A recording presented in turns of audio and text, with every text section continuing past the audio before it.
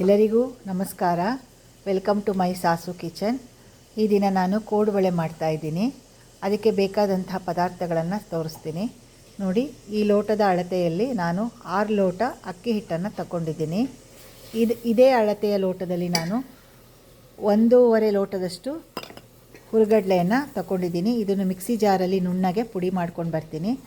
ನಂತರ ಹಸಿ ಕೊಬ್ಬರಿ, ಬೇಕಾದರೆ ಒಣ ಕೊಬ್ಬರಿನೂ ಹಾಕ್ಕೋಬೋದು, ಮತ್ತು ಬ್ಯಾಡಗಿ ಮೆಣಸಿನ್ಕಾಯಿ, ಬೆಣ್ಣೆ, ಉಪ್ಪು, ಜೀರಿಗೆ, ಸ್ವಲ್ಪ ಮೈದಾ ಹಿಟ್ಟು ಮತ್ತು ಸ್ವಲ್ಪ ಚಿರೋಟಿ ರವೆ ತೊಗೊಂಡಿದ್ದೀನಿ, ಸ್ವಲ್ಪ ಓಂಕಾಳನ್ನು ತಗೊಂಡಿದ್ದೀನಿ.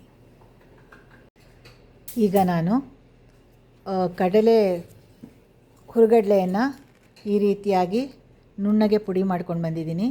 ಇದನ್ನು ಈ ಹಿಟ್ಟಿನ ಜೊತೆ ಮಿಕ್ಸ್ ಮಾಡ್ತಾಯಿದ್ದೀನಿ. ಹಾಗೆ ಈ 6 ಲೋಟದ ಅಕ್ಕಿ ಹಿಟ್ಟನ್ನು ಕೂಡ ಹಾಕ್ತಾಯಿದ್ದೇನೆ ನೋಡಿ. ಈ ಸ್ಪೂನಲ್ಲಿ ನಾನು 4 ಸ್ಪೂನ್ ಮೈದಾ ತಗೊಂಡಿದ್ದೆ, ಅದನ್ನು ಕೂಡ ಮಿಕ್ಸ್ ಮಾಡ್ತಾಯಿದ್ದೀನಿ. ಹಾಗೆ ಅದೇ ಸ್ಪೂನ್ನಲ್ಲಿ 2 ಸ್ಪೂನ್ ಚಿರೋಟಿ ರವೆಯನ್ನು ತಗೊಂಡಿದ್ದೆ, ಅದನ್ನು ಕೂಡ ಮಿಕ್ಸ್ ಮಾಡ್ತಾಯಿದ್ದೀನಿ. ಇದಕ್ಕೆ ಸ್ವಲ್ಪ ಜೀರಿಗೆಯನ್ನು ಹಾಕ್ತಾಯಿದ್ದೀನಿ. ಹಾಗೆ ಸ್ವಲ್ಪ ಅಜ್ವೈನನ್ನು ಹಾಕ್ತಾಯಿದ್ದೀನಿ.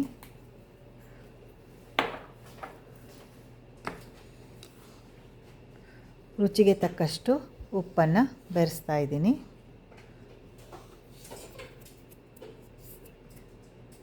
ಈಗ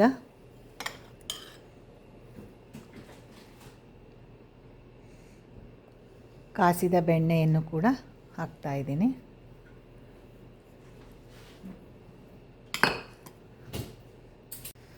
ನೋಡಿ, ಕೋಡುಬಳೆ ಹಿಟ್ಟಿಗೆ ಎಲ್ಲವನ್ನು ಹಾಕಿ ಕಲಸಿದ್ದೀನಿ. ಈಗ ರುಬ್ಬಿರುವಂತಹ ಕಾಯಿ ಮತ್ತು ಬ್ಯಾಡಗಿ ಮೆಣಸಿನ್ಕಾಯಿ ರುಬ್ಕೊಂಡು ಬಂದಿದ್ದೀನಿ. ಇದನ್ನು ಹಾಕಿ ಈಗ ಚೆನ್ನಾಗಿ ಹಿಟ್ಟಿನ ಜೊತೆ ಮಿಕ್ಸ್ ಮಾಡ್ತೇನೆ ನೋಡಿ. ಈಗ ಹಿಟ್ಟು ಹದವಾಗಿ ಮಿಕ್ಸ್ ಆಗಿದೆ.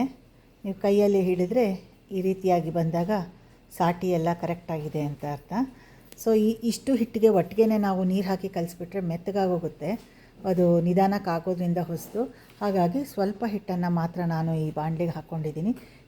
ಈ ಹಿಟ್ಟನ್ನು ಮಾತ್ರ ಫಸ್ಟ್ ಕಲಿಸ್ಬಿಟ್ಟು ಕೋಡುಬಳೆಯನ್ನು ಮಾಡಿ ಅದು ಖಾಲಿ ಆದಮೇಲೆ ಮತ್ತೆ ಇದರಿಂದ ಸ್ವಲ್ಪ ಹಿಟ್ಟನ್ನು ತೊಗೊಂಡು ಇದೇ ರೀತಿಯಾಗಿ ಮಾಡ್ತೇನೆ ನೋಡಿ. ಕೋಡುಬಳೆಯನ್ನು ನಾನು ಈ ಹದಕ್ಕೆ ಕಲಿಸ್ಕೊಂಡಿದ್ದೀನಿ.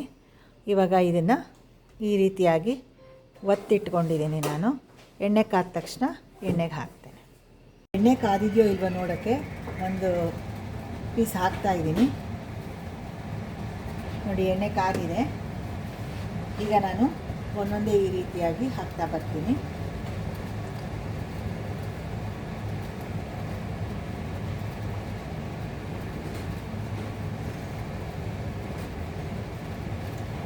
ಈ ಬಾಣಲೆಗೆ ಎಷ್ಟು ಹಿಡಿಯುತ್ತೋ ಎಣ್ಣೆಗೆ ಅಷ್ಟನ್ನು ಹಾಕ್ತಾ ಬನ್ನಿ. ಆಮೇಲೆ ಒಂದು ಮೀಡಿಯಮ್ ಫ್ಲೇಮನ್ನು ಇಟ್ಕೊಂಡು ಸಣ್ಣ ಉರಿಯಲ್ಲಿ ನಿಧಾನಕ್ಕೆ ಬೇಯಿಸಿ. ಅದು ಒಳ್ಳೆ ಕಲರ್ ಬಂದು ಈ ಥರ ಈ ಗುಳ್ಳೆ ಬರ್ತಾ ಇರೋದೆಲ್ಲ ನಿಂತಾಗ ಬೆಂದಿದೆ ಅಂತ ಅರ್ಥ.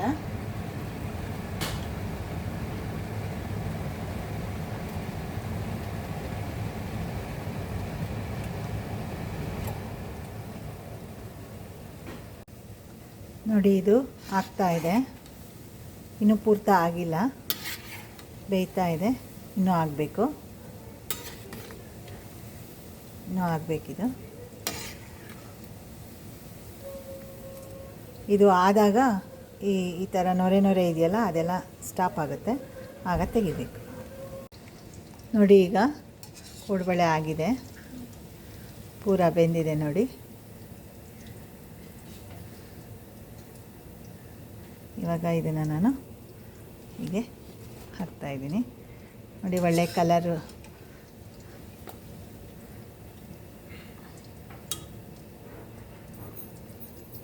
ನೋಡಿ, ಒಳ್ಳೆ ಕಲರ್ ಬಂದಿದೆ.